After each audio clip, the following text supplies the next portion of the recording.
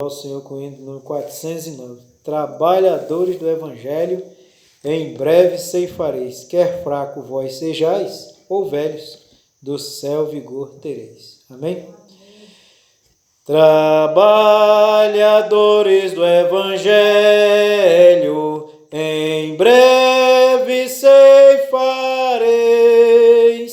quer fraco vós sejais, ou velhos, do céu vigor tereis.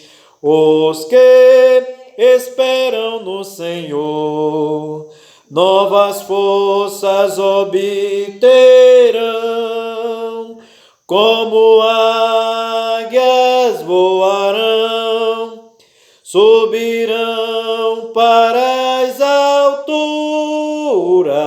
correrão sem se cansar, sem fatigarão de andar, correrão sem se cansar, sem fatigarão de andar, correrão sem se cansar, até no céu chegar.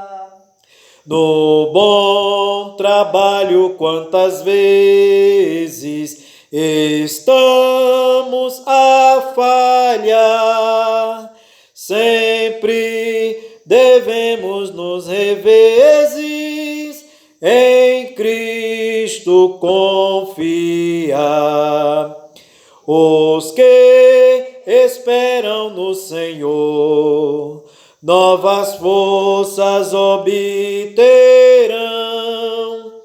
como águias voarão, subirão para as alturas, correrão sem se cansar, sem fatigarão de andar, correrão sem se cansar, sem fatigarão de andar, correrão sem se cansar, até no céu chegar.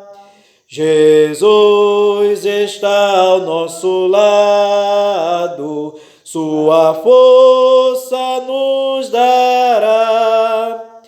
O nosso Salvador amado, sim, tudo suprirá. Os que esperam no Senhor, novas forças obterão, como águias voarão, subirão para as alturas, correrão sem se cansar, sem fatigarão de andar, correrão sem se cansar, sem fatigarão de andar, correrão sem se cansar, até no céu chegar. Em Cristo sempre confiando, socorro vamos ter. O Salvador do céu baixando, virá nos socorrer. Os que esperam no Senhor, novas forças obterão, como águias voarão, subirão para as alturas, correrão sem se cansar, sem fatigarão de andar, correrão sem se cansar, sem fatigar hão de andar, correrão sem se cansar, até no céu chegar. Glória a Deus. Vamos ler a palavra? 1 de Pedro, glória a Deus. 1 de Pedro, no capítulo 5, capítulo de número 5, versículo do 6 ao 9. Glória a Deus. Primeira epístola do apóstolo Pedro, capítulo 5, versículo 6 ao 9. Glória a Jesus. Amém? Glória a Deus. Humilhai-vos, pois, debaixo da potente mão de Deus, para que a seu tempo vos exalte, lançando sobre ele toda a vossa ansiedade, porque ele tem cuidado de vós. Sede sóbrios, vigiai, porque o diabo, vosso adversário, anda em derredor, bramando como leão, buscando a quem possa tragar, ao qual resisti firme na fé, sabendo que as mesmas aflições se cumprem entre os vossos irmãos no mundo. Amém? Senhor, meu Deus e meu Pai, em nome de Jesus, teu Filho amado, te agradecendo por essa palavra. Nós te louvamos, meu Deus, por poder ouvir a tua palavra, por poder ler a tua palavra e também praticar a tua palavra. Meu Deus querido, que toda a ação do diabo, toda a força das trevas, todo o espírito maligno, toda a fortaleza de Satanás, seja repreendido e destruído em nome do Senhor Jesus Cristo, e que a tua palavra vá e produza o resultado para o qual está sendo mandada, em nome do Senhor Jesus Cristo. Amém, e amém, e amém. Graças a Deus. Glória a Deus. Aqui diz a palavra de Deus: humilhai-vos, pois, debaixo da potente mão de Deus. E diz também em uma das cartas do apóstolo Paulo, em uma das epístolas do apóstolo Paulo, diz: não estejais inquietos por coisa alguma, antes seja conhecido diante de Deus as vossas petições pela súplica, orações e ações de graça, porque diz a palavra de Deus, né, o próprio trecho das Escrituras diz, né, está escrito que Ele guardará os nossos sentimentos, né, e os nossos corações em Cristo Jesus. Então, diante das tribulações, das lutas da vida, conforme diz a Escritura, no mundo tereis aflições, mas tende bom ânimo, eu venci o mundo. Então, o emocional, o psicológico da pessoa fica abalado, né, diante de seja qual for a situação, seja ela de pequeno, médio ou grande intensidade. Para que a gente não seja abalado, é preciso estar debaixo da potente mão de Deus, né? Porque ao tempo certo Ele nos exaltará. Diz a Escritura, né, lá em Eclesiastes, né, capítulo 3, versículo 1, que para tudo tem um tempo determinado e há propósito e há tempo para todo propósito debaixo do céu. Então, e humilhar-se aqui, a humildade e humilhar-se aqui que a Escritura está dizendo é buscar o Senhor em oração, em jejum, se subjugar o nosso próprio corpo diante da santificação para com Deus, rejeitando os prazeres desse mundo, né? Que muitos dizem que não tem nada a ver, é crente, é evangélico, diz que é cristão, mas pratica as coisas do mundo e que não tem nada a ver, mas esses aí vão dar conta diante de Deus, né? A palavra de Deus diz que cada um dará conta de si mesmo a Deus, então cada um faça o que quiser, né? E quem quiser ser santo, seja santo ainda, diz a Escritura. Quem for puro, seja purificado ainda. Agora quem for imundo e for sujo, né, vá sendo sujo ainda mais, né? A escolha de cada um. Mas aqueles que querem, que estão buscando, diz a Escritura, que devemos lançar sobre ele toda a nossa ansiedade, que é exatamente os dias que a gente está vivendo. Tanto se fala de ansiedade, por tudo com ansiedade, com depressão, tomando remédio, buscando espiritualidade, coisas espiritualistas, coisas holísticas, né? Coisas do mundo espiritual da nova era, yoga e tantos tratamentos orientais e tantas coisas mais, seja na bruxaria, na feitiçaria, na magia, em que for, para curar a ansiedade. Mas a ansiedade, quem cura de fato, de verdade, é Jesus, porque o Espírito Santo é Ele quem entra no nosso coração e gera em nós a confiança, né?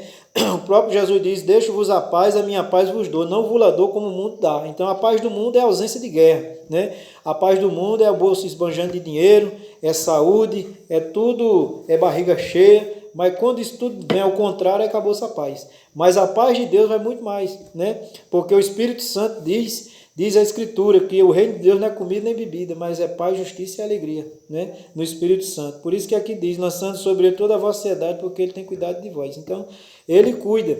E a palavra de Deus diz que não sejam os vossos costumes sem avareza, contentando com os que tem, porque escrito está: não te deixarei nem te desampararei, né? O escritor da carta aos Hebreus cita o Antigo Testamento, dizendo que Ele não nos desampara. Então, Deus é fiel e verdadeiro, né? Deus é eterno e Ele está pronto a nos amparar, né? A nos exaltar, a ter cuidado de nós, embora muitos não creiam. E diz a Escritura para nós ser sóbrios, né? Do versículo 8 diz que sede sóbrios, né? Vigiai, porque o diabo anda de redor. Porque, vamos dizer, uma pessoa quando está bêbado, ela atravessa uma BR com a carreta se aproximando, mas não sabe, porque está bêbado, né? Vai atravessar a linha do trem, o trem está vindo, mas ele não sabe que ele está bêbado. Mas quando está sóbrio, está no seu juízo, ele não vai, né? Ele não vai atravessar um rio botando enchente, não vai atravessar uma BR com uma carreta, um caminhão vindo, um carro vindo, né? Não vai avançar o sinal porque ele está sóbrio. A mesma coisa que a Escritura está dizendo para a gente ser sóbrio é estar atento, porque o diabo está ao derredor. É a mesma coisa do cabo estar armado e o cabo ter bebido umas cachaças, está bêbado e vem o outro armado e ele nem está percebendo que o outro está armado e vem e mata ele, né? Assim é o mundo espiritual. Para a gente não ficar atordoado. É por isso que tem que se humilhar, né? Tem que se humilhar diante de Deus, lançando a ansiedade. Porque se não lançar a ansiedade sobre o Espírito Santo na oração e no jejum, e se humilhar diante dele, aí a gente perde a sobriedade. É como se a ansiedade fosse uma cachaça, né? A ansiedade, a preocupação é como se fosse uma bebida alcoólica que deixa o emocional e o espiritual atordoado, né? Que nem diz o ditado, que quando a cascavel vai comer um rato, primeiro ela bate abaixo.